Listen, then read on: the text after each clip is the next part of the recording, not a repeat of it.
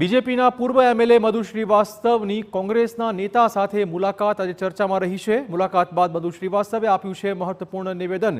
કોંગ્રેસ પ્રમુખ શક્તિસિંહ ગોહિલને તે મળ્યા હતા। શક્તિસિંહ અને હું જૂના મિત્રો છીએ, મધુ શ્રીવાસ્તવે દાવો કર્યો। કોંગ્રેસ કે ભાજપમાં નહીં જોડાવું, આ સ્પષ્ટ કહ્યું છે મધુ શ્રીવાસ્તવે। રંજન ભટ્ટના વિરુદ્ધમાં બોલ્યા હતા મધુ શ્રીવાસ્તવ। રંજનબેન લોકસભા લડશે તો એમના વિરુદ્ધમાં પ્રચાર કરીશ। ચૂંટણી લડું કે નહીં તે આગામી સમયમાં ખબર પડશે, આ પ્રકારની સ્પષ્ટતા પણ તેમણે કરી છે। જો કે ભાજપ અને કોંગ્રેસમાં ન જોડાવાની સ્પષ્ટતા આજે તેમણે કરી દીધી છે।